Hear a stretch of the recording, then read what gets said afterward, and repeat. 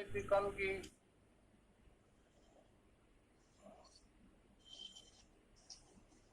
गुरु के 5 स्वरूप होते हैं।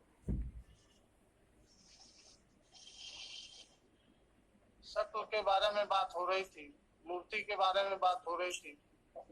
आज चर्चा होगी शब्द के बारे में।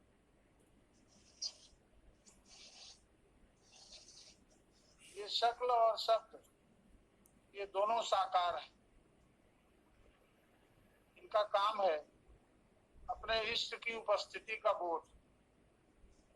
जैसे आप शक्ल देखते हैं तो लगता है कि मेरा इष्ट सामने है, उसी तरह से उस इष्ट का जो बीज मंत्र है जिसको गुरु ने आपके हृदय में हृदय की गहराई में डाला है,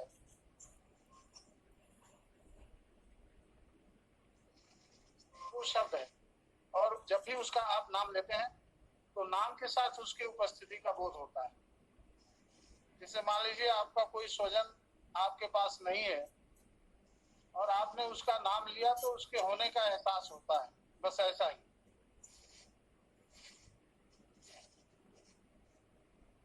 पहले आप शक्ल देखते थे तब उसकी उपस्थिति का बोध होता था, अब उसका नाम लेते हैं अपने हृदय में तो नाम के साथ उसकी उपस्थिति का बोध महसूस कर। ये दोनों साकार हैं, शक्ल भी और शब्द भी। शब्द उनसे न कहें क्योंकि भाषा में कहा जाता है वो दरअसल ध्वनि।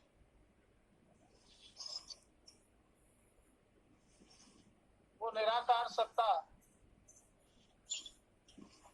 जिस स्थिति में रहती है वहां एक प्रकार की ध्वनि उत्पन्न हो रही है, जहां से ये शब्द आ रहा है। इसी शब्द की तरह वहां ध्वनि पैदा हो रही है, शब्द से मिलती जुलती ध्वनि पैदा हो रही है।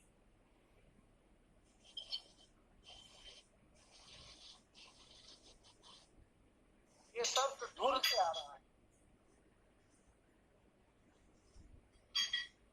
गुरु परंपरा के हृदय से होता हुआ, अपने गुरुदेव के हृदय से होता हुआ, गुरुदेव ने आपके हृदय में इस शब्द को डाला है। यानी ये शब्द साधारण नहीं है, ये निराकार सत्ता शब्द रूप में आपके हृदय में विराजमान है।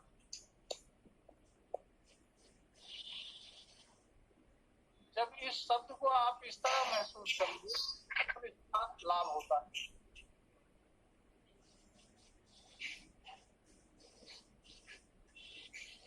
ये समझे कि साक्षात इष्ट शब्द रूप में हमारे हृदय में विराजमान, साक्षात परमात्मा वो निराकार सत्ता शब्द रूप में हमारे हृदय में विद्यमान।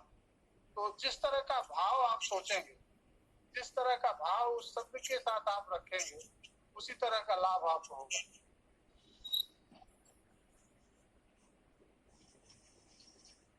शब्द को भाव के साथ जब जोड़ेंगे तब लाभ होगा।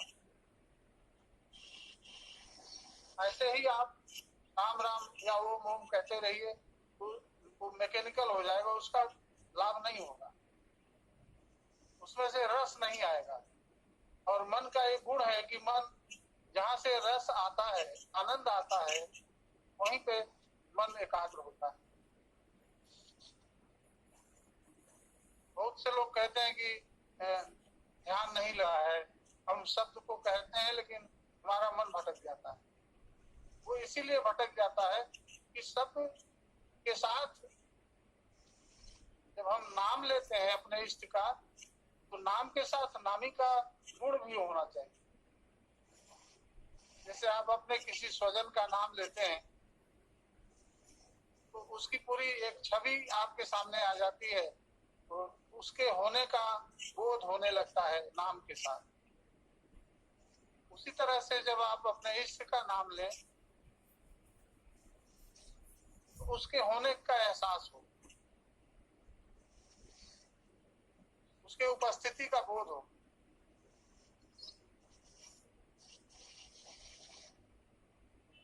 बाद में जब आप अभ्यास करने लगेंगे तो यही शब्द